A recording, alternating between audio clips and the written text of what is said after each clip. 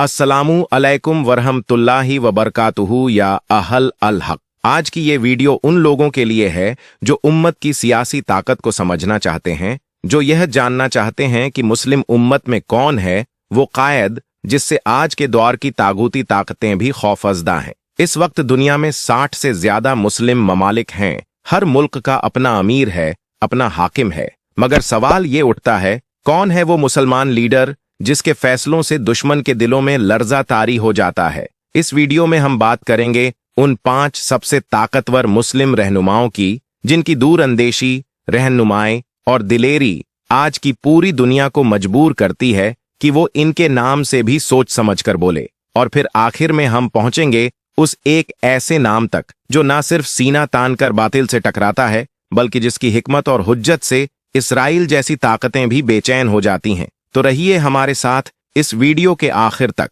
क्योंकि इसमें ना सिर्फ सियासत है बल्कि इज्जत, उम्मत और हिकमत की रोशनी भी है। और हाँ, अगर आप चाहते हैं कि उम्मत का हर नौजवान हक और सच्चाई को जाने तो इस वीडियो को सबीले खैर समझकर शेयर करें। सबसे पहले हम आपसे एक अहम बात अर्ज करना चाहते हैं। आज की इस वीडियो को हमने मुख्तलिफ मुआतबर रिपोर्ट्स और सियासी तज्जियों की रोशनी में बड़ी बारीकी और जिम्मेदारी से तैयार किया है। जिन मुस्लिम हुक्मरानों का जिक्र इसमें किया गया है उनके बारे में ये बात भी कही जाती है कि ये ऐसे कायदीन हैं जिनसे आज की दुनिया में कोई भी ताकत रुखे मुखालिफ अपनाने की जुर्रत नहीं करती। इनमें से हर एक लीडर की शख्सियत, हिकमत, तदब्बुर और दिलेरी की मिसाल बन चुकी है। तो आइए बिस्मिल्लाह कहते हुए शुरू करते हैं वो फहरिस्त जिसमें शामिल हैं इस दौर के 5 सबसे जबरदस्त और असरदार मुस्लिम रहनुमा जिनकी बात से दुश्मन भी कांप उठते हैं। इसी तरह की इस्लामिक घटनाओं और वाकयात से रूबरू होते रहने के लिए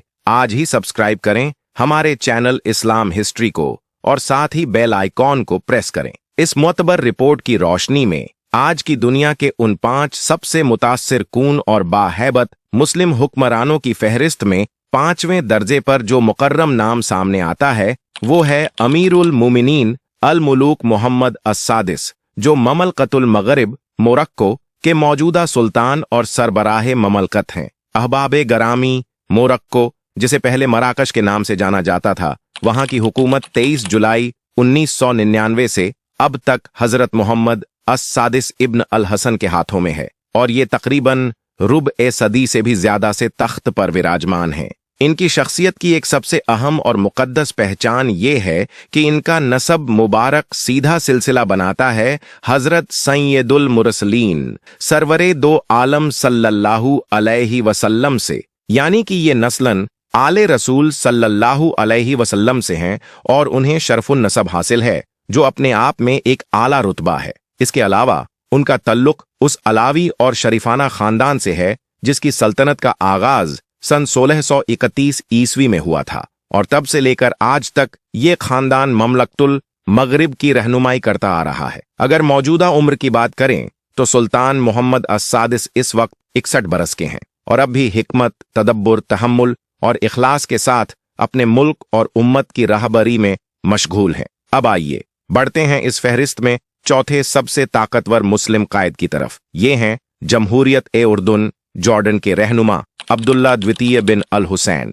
अब्दुल्ला द्वितीय ने 7 फरवरी 1999 को तख्त संभाला था और उस वक्त से आज तक यानी लगभग 26 बरसों से इस मुकद्दस सरजमीन पर मुसलसल हुकूमत कर रहे हैं। बहुत से अहबाब शायद नहीं जानते होंगे कि उर्दुन, जिसे आज जॉर्डन कहा जाता है, एक अहम इस्लामी ममलकत रही है। अब्दुल्ला द्वितीय को इस दौर के सबसे असरअंदाज और मुत्तकी मुस्लिम हुक्मरानों में शुमार किया जाता है। उन्होंने न सिर्फ अपनी रियासत को सियासी, समाजी और माशी लिहाज से मजबूत किया, बल्कि अक्सर उन्हें मजलूम फिलिस्तीनी भाइयों की हिमायत करते हुए भी देखा गया है। सिर्फ इतना ही नहीं, अब्दुल्ला द्वितीय ने सन 2004 से एक बेहतरीन और मुकद्दस तहरीक का आगाज किया जिसका नाम है अमन मैसेज। इस तहरीक का मकसद था उम्मत के दरमियान वहदत, अहलुस सुन्नाह, अहलुल बैत और तमाम फिरकों के दरमियान इत्तेहाद को फरोग देना और तकफीर के फितने का रद्द करना। जिस तहरीक का आगाज किंग अब्दुल्ला द्वितीय ने किया उसका मकसद साफ और पाक है और वो है इस्लाम की मुकद्दस हकीकत को दुनिया के सामने वाजह करना। उसलूब ए दावात यही है कि अमन मैसेज के जरिए इस्लाम के खिलाफ जो गलत और मुनहरिफ तासुर यूरोप और दीगर गैर इस्लामी रियासतों में फैलाया गया है उसे दुरुस्त किया जाए। ये बताने की कोशिश की जाए कि इस्लाम अमन, अदल और इंसाफ का मजहब है, न कि तशद्दुद और इंतशार का। अब आइए उस शख्सियत की जानिब बढ़ते हैं जो इस फहरिस्त में तीसरे दर्जे पर कायम है, और वह हैं जमहूरी इस्लामी ईरान के रहबर ए आजम आयतुल्लाह अली खामेनेई हफ्फिज़हुल्लाहु ताला अहबाब ए इस्लाम। इनकी विलादत 19 अप्रैल 1939 को हुई थी और इस नजरिए से उनकी उम्र आज करीब 86 बरस हो चुकी है। आयतुल्लाह खामेनेई ईरान के दूसरे रहबर ए इनकिलाब हैं। उनसे पहले हजरत रूहुल्लाह खुमैनी रहमतुल्लाह अलैह ने इस ओहदे को संभाला था। आयतुल्लाह अली खामेनेई की सियासी और दीनी क़ियादत का असर हम इस बात से महसूस कर सकते हैं कि वो सन 1989 से लेकर अब तक इस्लामी ईरान की सबसे ऊंची कुर्सी पर विराजमान हैं। इससे पहले उन्होंने 1981 से 1989 तक ईरान के सदर के तौर पर भी खिदमत अंजाम दी थी। आज भी ईरान का हर अहम फैसला उन्हीं की इजाजत और हिदायत से अमल में लाया जाता है। उनका कद्र और असर सिर्फ ईरान तक महदूद नहीं है, बल्कि तमाम इस्लामी आलम और मजहबी महाज पर उनका किरदार बेहद अहम माना जाता है। उन्होंने ईरान को न सिर्फ इक्तिसादी और फौजी तौर पर मजबूत किया, बल्कि इस्लामी अज़्म और इसरार का किला भी बना दिया। दुश्मन की नजरों में भी आयतुल्लाह अली खामेनेई सबसे बड़ा खतरा माने जाते हैं, खास तौर पर इजराइल के लिए। दुनिया में शायद ही कोई दूसरा मुस्लिम कायद होगा जिस पर इस कदर तवज्जोह और खौफ एक साथ हो। यही वजह है कि इजराइल और ईरान के दरमियान तनाज़ात अक्सर सुर्खियों में रहते हैं। वेस्टर्न ताकतें अक्सर ये दावा करती हैं कि ईरान अपनी हकीकी ताकत को दुनिया से छुपा रहा है, लेकिन जो लोग बसीरत रखते हैं वो ये जानते हैं कि अगर ईरान अपनी असली ताकत का जाहिर कर दे तो आलमी सियासत में सबसे ताकतवर मुस्लिम रहनुमा का ताज सिर्फ आयतुल्लाह खामेनेई के सर पर होगा। अब हम बढ़ते हैं उस मोहतरम शख्सियत की जानिब जो इस फहरिस्त में दूसरे मर्तबे पर विराजमान है, यानी हरमैन शरीफैन की सरजमीन के नुमाइंदा सऊदी अरब के किंग मोहम्मद बिन सलमान बिन अब्दुल अजीज आल सऊद अज्जहुल्लाहु नसरहू। ए अहले ईमान, मोहम्मद बिन सलमान की शख्सियत को सिर्फ ताज और तख्त की बुनियाद पर नहीं आंका जाता, बल्कि उस मुक़द्दस अमानत की निगरानी की वजह से भी उन्हें एक रूहानी जिम्मेदारी अदा करने वाला रहबर माना जाता है। वो हरमैन शरीफैन यानी मक्का और मदीना की निगहबानी जो तमाम उम्मत मुस्लिमा की जान है। मक्का ए मुकर्रमा जहां खाना ए काबा है, और मदीना ए मुनव्वरा जहां सरवर ए कौनैन सल्लल्लाहु अलैहि वसल्लम आराम फरमा है। इन पाक शहरों की खिदमत और हिफाजत का सौभाग्य अल्लाह ताला ने मोहम्मद बिन सलमान को अता फरमाया है, और यही वजह है कि उनकी जिम्मेदारी सिर्फ सऊदी अरब तक महदूद नहीं बल्कि पूरी उम्मत के साथ जुड़ी हुई है। उनकी पैदाइश 31 अगस्त 1985 को हुई, लिहाजा आज उनकी उम्र तकरीबन 39 बरस हो चुकी है। जब उन्हें सरजमीन ए हरम की हुकूमत अता हुई तो उन्होंने सिर्फ हुकूमत नहीं की बल्कि तदबीर और फैसला कुन की आदत का मुजाहिरा किया। उन्होंने सबसे पहले निफ्त और तवानाई यानी तेल की कीमतों और उसकी नीति को अपने इख्तियार में ले लिया। फिर हरमैन शरीफैन की निगरानी को अपनी शख्सी जिम्मेदारी समझा और उसे महज सरकारी अमल नहीं रहने दिया, बल्कि उसे उम्मत की सबसे बड़ी अमानत की तरह संभाला। अब वक्त है उस मर्द ए मुजाहिद के जिक्र का जो इस पूरी फहरिस्त में सरताज बनकर सामने आता है। वो कायद जिसे आज का सबसे असरअंदाज, दूरंदेश और ताकतवर मुस्लिम रहबर माना जाता है, और वो हैं सरजमीन ए अनातोलिया, तुर्की के सदर हजरत रजब तैयब एर्दोगान हफ्फिज़हुल्लाहु ताला।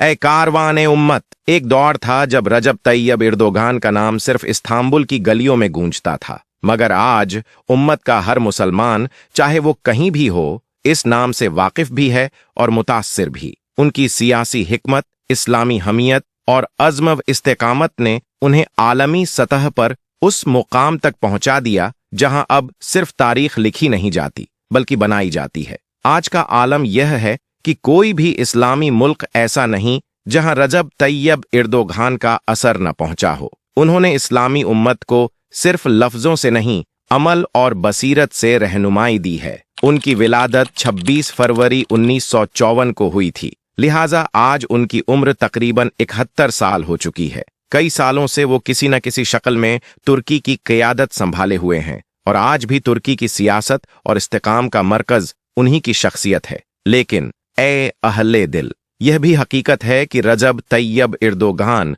आज सख्त इम्तिहान के दौर से गुजर रहे हैं। एक तरफ तुर्की की माली सूरत हाल रोज बरोज पेचीदा हो रही है और दूसरी तरफ 2028 का इंतखाब तेजी से करीब आ रहा है। यह इंतखाब सिर्फ सियासी नहीं बल्कि एर्दोगान के मिशन और उम्मत की उम्मीदों का भी इम्तिहान बन सकता है। तो ए अहबाब ए इस्लाम, अब आपका क्या ख्याल है? इन 5 असरअंदाज मुस्लिम कायदीन में से सबसे ज्यादा ताकतवर और उम्मत का सच्चा रहनुमा कौन है? नीचे कमेंट में अपनी राय का इजहार जरूर करें। अजीज दोस्तों, जब सरवरे कायनात सैयदुना मोहम्मद मुस्तफ़ा सल्लल्लाहु अलैहि वसल्लम अपनी आखिरी जिंदगी के मरहलों में थे, तो उस दौरान की एक रूहानी और नफसानी हकीकत यह है कि आपने अपनी आखिरी नमाज मगरिब की इमामत करते हुए अदा की, जो जुमेरात के रोज अदा हुई थी। जब ईशा की नमाज का वक्त हुआ तो असहाब ए किराम रज़ियल्लाहु अन्हुम अर्ज करने लगे, या रसूल अल्लाह सल्लल्लाहु अलैहि वसल्लम, नमाज का वक्त दाखिल हो चुका है।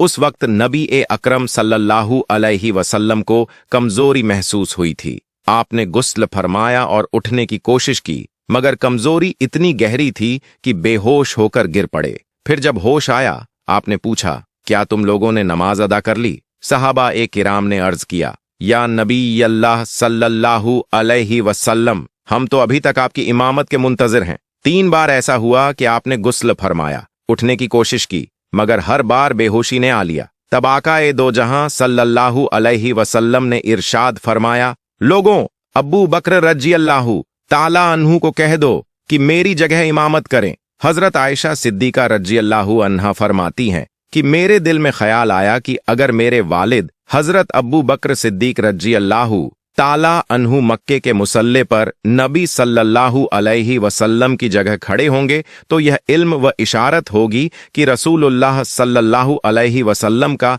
हिजरत का वक्त करीब है और ये आलम ए हिज्र दिलों को तोड़ देगा। इसलिए उन्होंने अर्ज किया, या रसूल अल्लाह सल्लल्लाहु अलैहि वसल्लम, मेरे वालिद बड़े नर्म दिल हैं, अगर इमामत करेंगे तो गम में बह जाएंगे, रो पड़ेंगे और नमाज मुकम्मल ना हो सकेगी। बेहतर होगा कि आप ये जिम्मेदारी किसी और को अता फरमा दें। मगर हुजूर ए पाक सल्लल्लाहु अलैहि वसल्लम का फैसला अटल था। आपने धो ठूक फरमाया, जाओ और अब्बू बकर से कहो कि वो लोगों को नमाज पढ़ाए। और यही वो रूहानी इशारा था जिसकी बुनियाद पर रसूलुल्लाह सल्लल्लाहु अलैहि वसल्लम की वफात के बाद जब सहाबा में ये मशविरा हुआ कि उम्मत का रहनुमा कौन होगा, तो हजरत उमर फारूक रज़ियल्लाहु ताला अन्हु ने फरमाया, हमारी सबसे बड़ी इबादत नमाज है और रसूल सल्लल्लाहु अलैहि वसल्लम ने जिस शख्स को नमाज में अपना जानशीन बनाया, उसी को हम दीन व दुनिया दोनों में अपना खलीफा मानते हैं। हजरत अबू बकर सिद्दीक रज़ियल्लाहु ताला अन्हु की इमामत